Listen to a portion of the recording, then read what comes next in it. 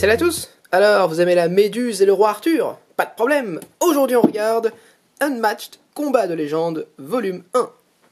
Unmatched, c'est un jeu d'affrontement dans lequel on va retrouver des personnages qui sont issus d'univers extrêmement variés qui n'ont rien à faire les uns avec les autres.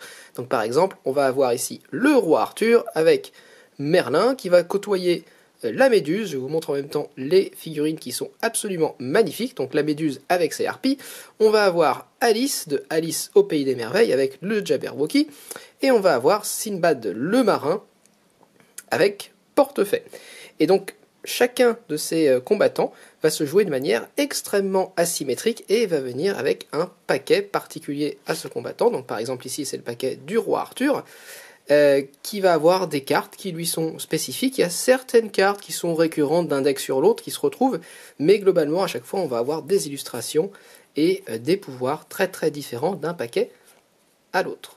Pour la mise en place, on va devoir choisir tout d'abord de quel côté du plateau de jeu on va jouer. Donc on a ce plateau ici avec le bateau de ce côté-là, ou alors on a l'autre plateau qui est plutôt inspiré du monde d'Alice au Pays des Merveilles avec le petit jardin en labyrinthe. Donc là on va prendre plutôt ce plateau-là.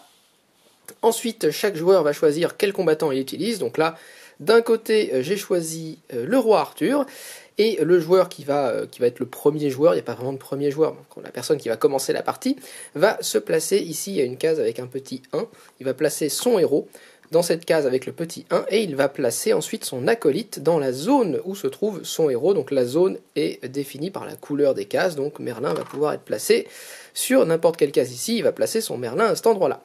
Ensuite, l'autre joueur, donc là j'ai choisi Méduse pour le deuxième joueur, je fais une partie à 2 joueurs, on peut jouer jusqu'à 4 en équipe, mais bon c'est plutôt un jeu de joueurs quand même. La Méduse va se placer sur la case indiquée avec le petit 2 sur le plateau, donc qui est ici. Hop, et ensuite pareil, la Méduse va pouvoir placer ses harpies dans la zone où elle se situe, et donc elle peut les mettre où elle veut. Donc la zone violette là est assez large, quand vous avez plusieurs couleurs sur une case, ça veut dire que la case appartient à toutes les zones, donc elle pourrait très bien mettre une harpie ici. Bon, ça sert pas à grand chose, elle va plutôt aller venir près du roi Arthur pour l'enquiquiner. Ensuite, chacun des joueurs va prendre bien évidemment le paquet de cartes qui correspond au héros qu'il a choisi, et va bien le mélanger. Et chaque joueur va également récupérer le compteur qui correspond à son héros et à son acolyte, et qui va déterminer le nombre de points de vie. Donc là, le roi Arthur par exemple commence avec 18 points de vie, etc. Et on peut descendre jusqu'à 0 bien sûr. Et Merlin, lui, va commencer avec 7 points de vie. C'est pareil pour la Méduse qui commence elle avec 16 points de vie.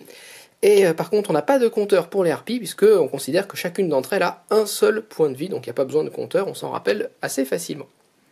Une fois qu'on a fait ça, chaque joueur va piocher 5 cartes pour constituer sa main de départ, et on est prêt à commencer la partie. Nous sommes dans un jeu d'affrontement, donc l'objectif, ça va bien évidemment être d'aller tuer le héros adverse. Alors pas forcément les acolytes, vous pouvez tuer les acolytes adverses, mais c'est pas ça qui vous fait gagner. Le but, c'est vraiment d'aller tuer, donc de réduire à 0 les points de vie du personnage représenté sur la figurine adverse. Donc avant de rentrer dans le tour de jeu, je vais juste faire un petit tour par les différents types de cartes qu'on peut trouver dans le jeu. Il y en a 4. Il y a d'abord les cartes rouges, qui sont des cartes d'attaque. Les cartes bleues qui sont des cartes de défense, on a le symbole bouclier, les cartes violettes qui peuvent servir à la fois à l'attaque et à la fois à la défense, et les cartes jaunes qui sont des cartes un peu spéciales qu'on va utiliser pour leur pouvoir. Alors si on regarde très vite l'anatomie d'une carte, sur une carte donc vous avez son type, ici vous avez le personnage qui peut l'utiliser, par exemple ça c'est Merlin qui va pouvoir se défendre avec, parfois là c'est uniquement le roi Arthur, ou parfois vous avez tous les personnages qui peuvent utiliser cette carte, enfin tous les personnages que vous contrôlez, pas ceux de l'adversaire bien sûr. Ici, on a un petit pouvoir, certaines cartes en ont un, certaines n'en ont pas, ça dépend un petit peu. En général, c'est un pouvoir qui s'active durant le combat. Et ici, dans le cercle noir, on a ce qu'on appelle une valeur de boost qui va nous servir à différents moments de la partie. Alors, comment se déroule le tour de jeu? C'est hyper simple. À votre tour de jeu, vous devez faire 2 actions parmi 3 possibles. Et vous pouvez faire 2 fois la même ou 2 actions différentes. La première action que vous pouvez faire, tout simplement, ça va être de piocher une carte. Donc là, on imagine que j'ai ma main de départ, et je vais piocher une carte. Et lorsque je pioche une carte, je vais également avoir la possibilité de déplacer mes personnages sur le plateau. Alors de combien de cases je vais les déplacer, ça c'est indiqué sur la carte récapitulative de votre personnage. C'est le nombre qui est ici, donc Arthur par exemple, lui peut se déplacer de 2 cases. La méduse et les harpies, elles, peuvent se déplacer de 3 cases. Alors ce déplacement ne concerne pas uniquement votre héros, ça concerne le héros et le ou les acolytes, et chacun d'entre eux va pouvoir se déplacer d'autant de cases. Donc par exemple, là je viens de piocher une carte, et maintenant je peux déplacer Arthur de 0, 1 ou 2 cases, et je peux déplacer Merlin de 0, 1 ou 2 cases. Peut-être que je vais faire ça, j'ai pas envie de me retrouver aux prises avec les harpies, donc je vais partir par là, je vais faire 1, 2 pour Arthur, et puis Merlin, je vais juste le reculer d'une case de ce côté-là. Voilà, ça peut être ma première action, puis ma deuxième action, ça peut très bien être la même. Hop, je repioche, j'ajoute la carte à ma main, et puis je continue à m'enfuir, je fais 1, 2 et 1, 2, et comme ça je me suis éloigné très loin de la méduse. J'ai fait mes 2 actions, mon tour est terminé, c'est à la méduse de jouer. En plus de ça, si vous le souhaitez, et que vous trouvez que votre mouvement n'est pas assez important, vous avez la possibilité de le renforcer en le boostant. Alors comment ça se passe? Imaginons que j'ai pioché ma carte de tout à l'heure, que j'étais comme ça, et puis j'ai envie de m'éloigner très loin des harpies et de méduses pour partir de l'autre côté du plateau, mais mon mouvement est uniquement de 2, je suis un petit peu embêté, j'aimerais bien l'améliorer. Et je vais pouvoir, au moment où je fais mon mouvement, défausser une carte de ma main, par exemple je peux défausser celle-là, et je vais pouvoir ajouter sa valeur de boost, je regarde absolument pas le reste, je regarde que la valeur de boost, je vais pouvoir ajouter cette valeur de boost à mon déplacement pour mes personnages. Donc là, mon déplacement de base avec le roi Arthur c'est de 2, mais si je décide de défausser cette carte pour booster mon déplacement ça va être de 3 pour chacun de mes personnages. Donc je vais pouvoir partir 1, 2, 3, 1, 2, 3, et je peux m'éloigner en un seul mouvement, juste en défaussant une carte pour améliorer ce mouvement, beaucoup plus loin de mes adversaires, ou au contraire, si je suis très loin et que je veux m'en rapprocher très vite, je peux aussi décider de défausser des cartes qui ont une valeur de boost différente. Voilà, donc ça c'est la première action possible, piocher une carte et bouger. Alors attention, vous ne pouvez pas bouger tout seul, la seule manière de bouger vos personnages, ça va être de piocher une carte au début de votre tour, c'est toute cette action-là qui vous permet de bouger. Ensuite, on a une deuxième action, et là imaginons que ce soit le tour de la méduse, donc la méduse a ces cartes-là en main. La deuxième action que vous pouvez faire à votre tour de jeu, c'est l'action stratagème, et elle concerne les cartes comme ça avec le petit éclair sur fond jaune. Comment ça se passe? Eh bien tout simplement, vous jouez la carte et vous appliquez son pouvoir. C'est aussi simple que ça. Donc là, le regard fugace de la méduse permet d'infliger 2 dégâts à n'importe quel combattant dans la zone de la méduse. Bon là c'est un petit peu embêtant parce qu'il n'y en a pas, mais imaginons que la méduse était ici et Arthur était ici, eh bien la méduse aurait pu jouer cette carte-là pour faire 2 dégâts à Arthur qui les aurait immédiatement notés sur son compteur. Tout simplement. Donc les cartes stratagèmes, il n'y a rien de spécial à dire, c'est vraiment, ça dépend totalement de la capacité de la carte, qui sont extrêmement variées dans le jeu. Et puis enfin la dernière action, celle que vous attendez tous, c'est l'action de combattre. Alors avant de combattre, la première chose à faire, ça va être de regarder si vos unités sont des unités qui vont taper adjacent au corps à corps, ou si ce sont des unités qui vont taper à distance. Et ça c'est indiqué sur la carte ici de récapitulatif de votre personnage. Donc par exemple ici le roi Arthur, je vois que c'est un combattant de mêlée, ça veut dire qu'il va pouvoir taper uniquement dans les cases qui sont adjacentes à sa case, donc les cases qui sont reliées par un chemin. Alors que Merlin, lui, est une unité qui peut taper à distance, ça veut dire que Merlin va pouvoir attaquer des unités, donc par exemple s'il est là, il peut attaquer les unités qui sont au corps à corps, c'est possible, enfin qui sont adjacents, mais il peut aussi attaquer n'importe quelle unité qui est dans sa zone, c'est-à-dire n'importe quelle unité qui est sur une case qui possède une couleur qui correspond à la sienne. Donc par exemple, même si Merlin est ici, il est dans les 3 zones à la fois, il peut taper dans la zone marron, la zone jaune et la zone violette. Donc il a un rayon d'action extrêmement puissant. Donc ça c'est juste la première différence qu'il faut faire entre les unités de mêlée et les unités à distance. Donc imaginons qu'on soit dans cette situation, la méduse est ici, alors la méduse c'est l'inverse de Arthur et de Merlin, puisque c'est la méduse qui peut taper à distance et les harpies qui peuvent taper au corps à corps, mais bon ça n'empêche pas, là la méduse peut attaquer à la fois Merlin et à la fois le roi Arthur, puisqu'elle est dans les 3 zones à la fois. Donc imaginons que la méduse veuille engager un combat, elle va d'abord dire qui attaque qui, parce que si une harpie était ici, elle pourrait attaquer le roi Arthur avec la harpie, mais elle peut aussi attaquer le Merlin avec la méduse, etc. Toutes les configurations sont possibles, donc il faut bien d'abord déterminer qui attaque qui. Donc là elle va dire c'est la méduse qui va attaquer le roi Arthur. Ensuite la méduse va devoir choisir une carte attaque qui puisse être utilisée par la méduse. Donc là, par exemple cette carte-là, qui peut servir pour la défense et pour l'attaque, elle ne peut être utilisée que par les harpies, donc la méduse ne peut pas l'utiliser. Donc le seul choix de la méduse, ça va être une de ces 3 cartes-là. Alors elle va utiliser par exemple cette carte-là, qui est une carte qu'elle peut utiliser que en attaque, et elle va la placer face cachée devant elle.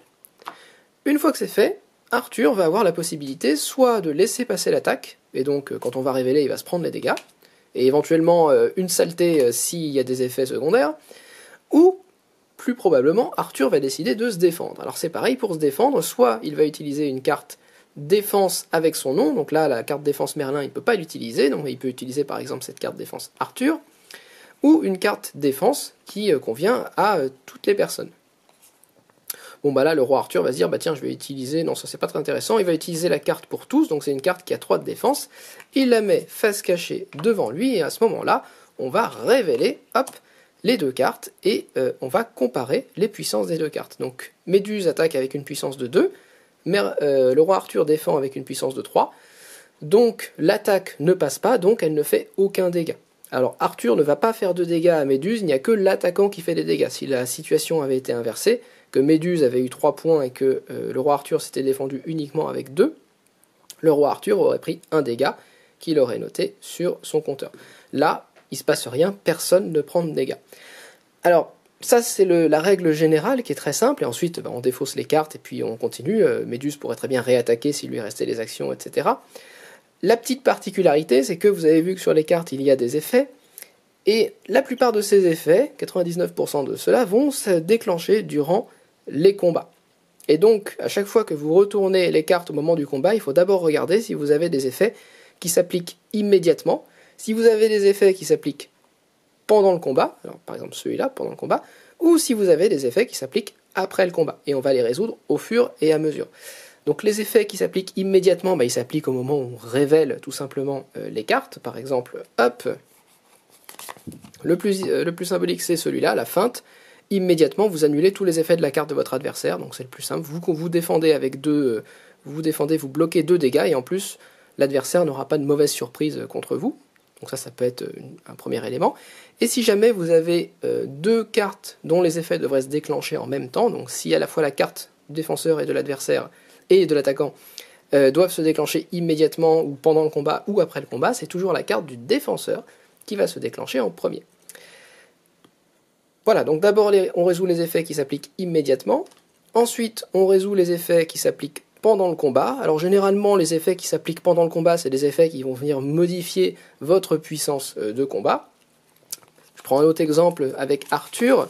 Arthur, lui, il a une carte, pendant le combat, il peut décider de booster cette attaque. Normalement le boost c'est uniquement pour les déplacements, mais Arthur, lui, c'est un peu un bourrin, il peut booster son attaque. Donc dans ce cas-là, il peut choisir une carte de sa main, hop, par exemple celle-là, et du coup, son attaque qui était de 2 uniquement au départ, on ajoute la valeur de boost qui est ici, ça va devenir une attaque de valeur 4. Et comme il peut le faire pendant le combat, ça veut dire qu'il peut le faire une fois que les cartes ont été révélées, donc il sait ce que l'adversaire a joué, et donc il peut éventuellement ajuster son attaque pour faire des dégâts, ou faire encore plus de dégâts s'il en faisait déjà.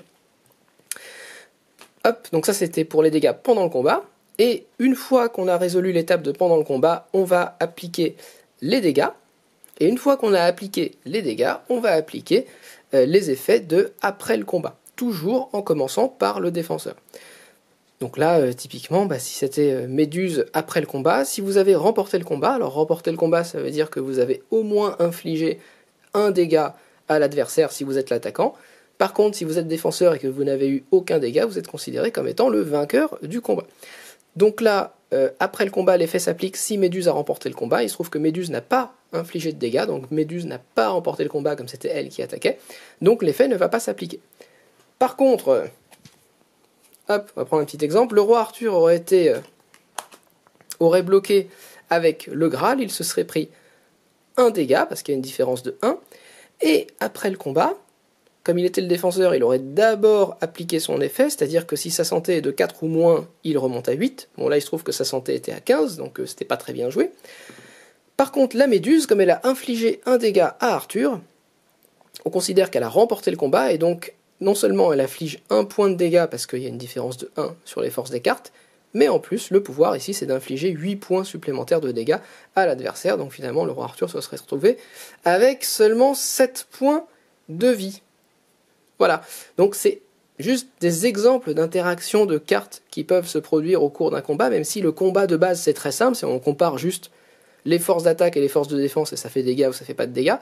Mais ensuite, il faut prendre en compte tous ces petits effets de cartes qui vont s'appliquer immédiatement pendant le combat ou après le combat, toujours en ayant en tête qu'on résout d'abord les effets de la carte du défenseur, si jamais ça se résout au même moment, puis ensuite les effets de la carte de l'attaquant. La partie va se continuer de cette manière. À chaque fois, les joueurs doivent faire 2 actions à leur tour de jeu. Vous ne pouvez pas passer, vous êtes obligé de choisir 2 actions parmi les 3 disponibles. Et la partie s'arrête donc lorsque l'un des 2 héros a ses points de vie qui sont réduits à 0. Si les acolytes n'ont plus de points de vie, c'est pas très grave, ils sont juste retirés du plateau. Bon, c'est pas très grave, c'est quand même un petit peu grave parce que du coup vous ne pouvez plus utiliser les cartes qui sont en relation avec cet acolyte, donc c'est un petit peu embêtant quand même.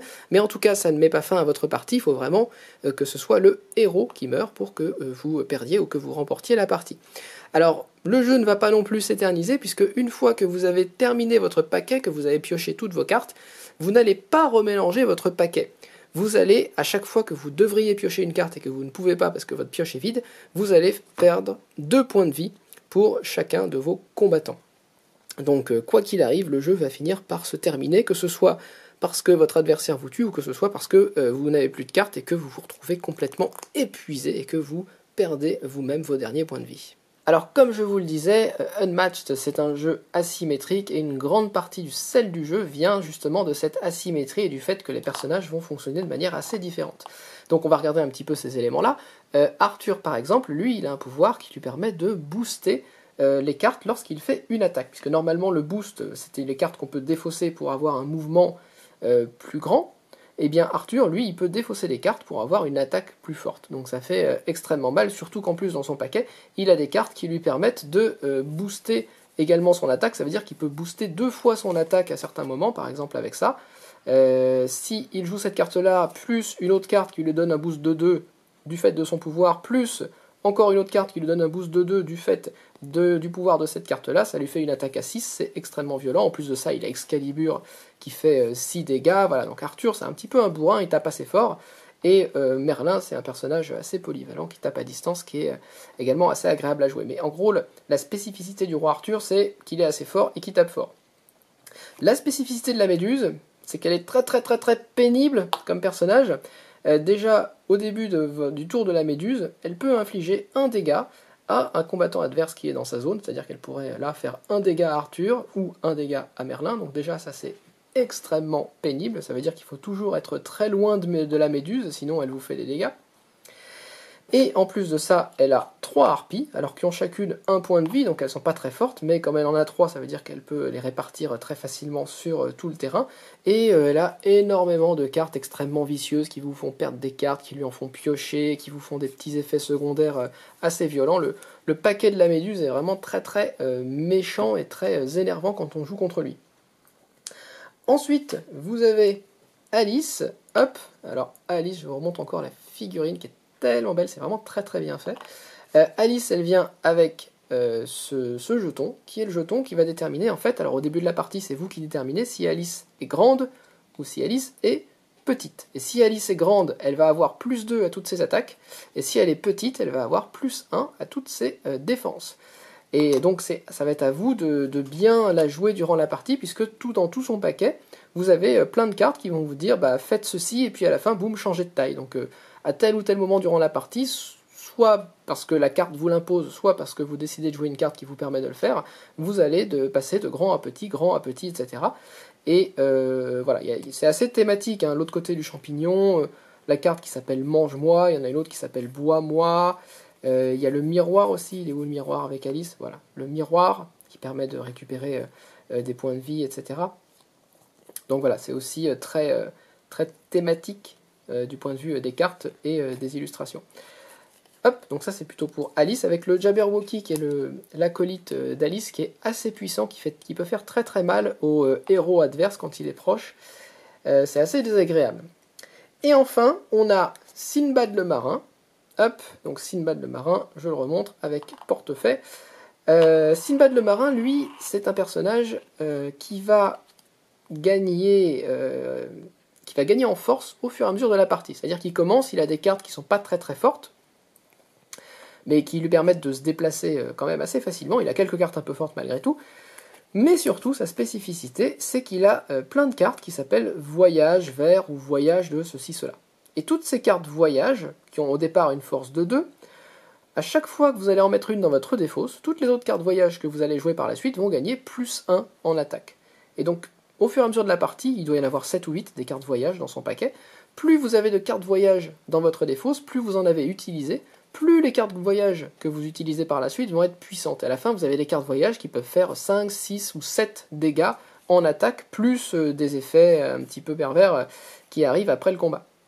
Donc c'est assez thématique, en gros c'est Sinbad qui fait ses voyages et qui au fur et à mesure de ses voyages va gagner en force, va gagner en compétences, et en plus ces voyages vont lui permettre de se déplacer beaucoup plus facilement sur le plateau, c'est également sa capacité spéciale.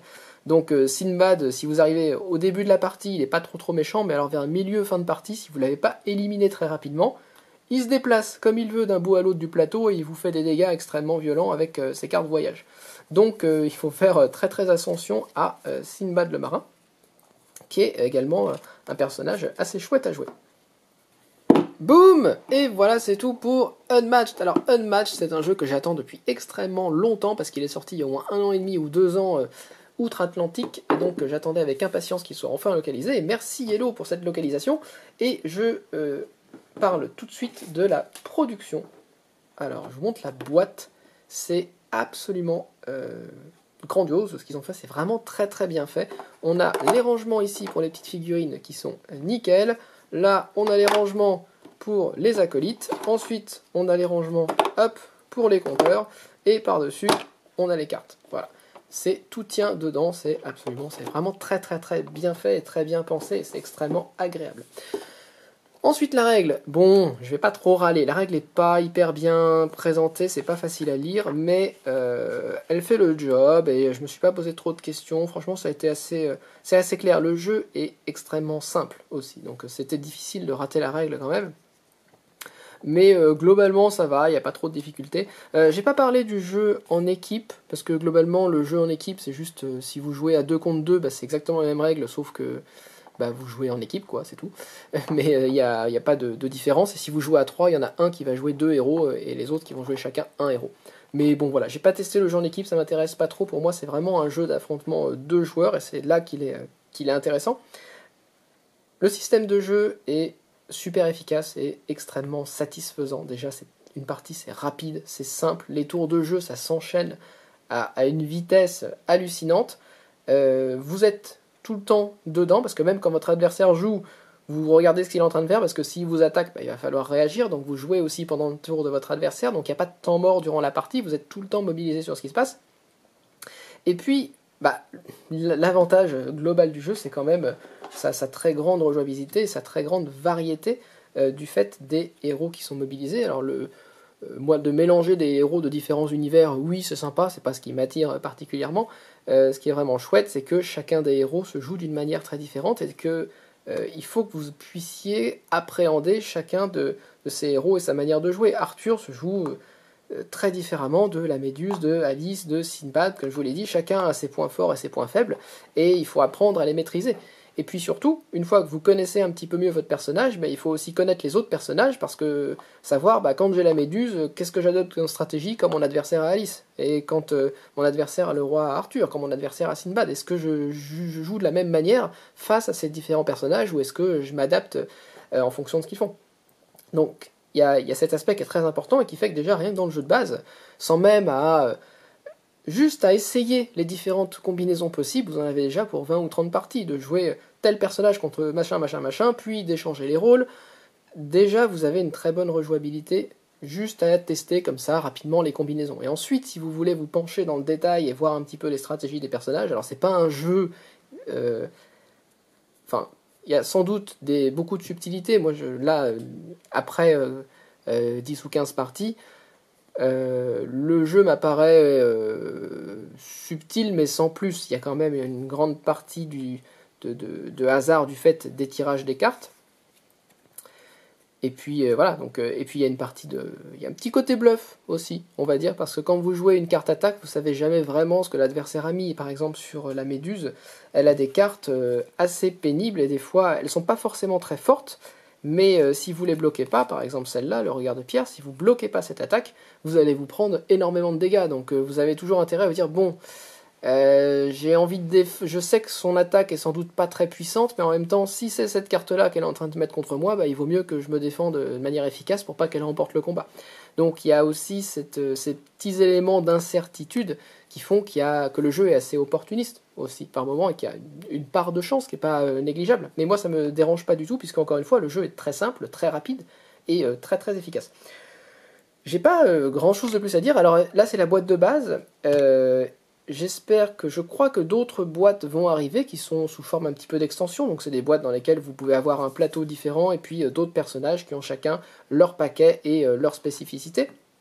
Alors j'ai pas dit de mots trop sur le plateau, mais quand même le plateau va changer pas mal les choses selon que vous ayez des combattants de mêlée ou des combattants à distance. Et il va falloir vraiment faire attention à ça, même si on ne s'en rend pas forcément compte dès le départ. Mais là par exemple, si on regarde cette zone-là, qui est une énorme zone, ça va plutôt avantager les combattants à distance qui se battent de ce côté-là. Par contre, ici, les combattants à distance, dans les petites zones qui sont ici, seront beaucoup moins avantagés parce que les combattants de mêlée seront plus proches d'eux. Et si on regarde l'autre plateau, qui est assez intéressant, en fait, il y a des murs ici, et les cases qui sont ici, par exemple, sont des cases qui ne sont accessibles que par des cases adjacentes sur le mur. Elles ne sont pas accessibles par les cases là, qui sont en bas de chaque côté. Donc en fait, si vous arrivez à placer des unités de mêlée, qui tirent à distance ici, ça veut dire qu'elles peuvent arroser tous les combattants qui sont tout autour d'eux, mais qu'elles sont presque pas attaquables par des unités de mêlée, sauf si les unités de mêlée font tout le tour pour venir les taper. Donc c'est ces petites subtilités comme ça sur les plateaux qui sont assez intéressantes en fonction des unités que vous utilisez et de leur capacité. Voilà, donc j'ai pas grand chose de plus à rajouter là-dessus, c'est un jeu simple, d'affrontement opportuniste, rapide, avec une très bonne rejouabilité et puis des petites boîtes de base qui vont venir compléter, si vous en voulez encore et toujours plus, qui vont venir rajouter des héros et rajouter des paquets différents, mais même avec la boîte de base, c'est déjà largement suffisant pour faire énormément de parties et pour vous amuser assez longtemps. Voilà, donc c'est tout ce que j'avais à dire pour Unmatched. Hop, le combat de légende, volume 1. N'hésitez pas à laisser un commentaire, à mettre un pouce vers le haut, à vous abonner. Et moi je vous retrouve la prochaine fois. Salut!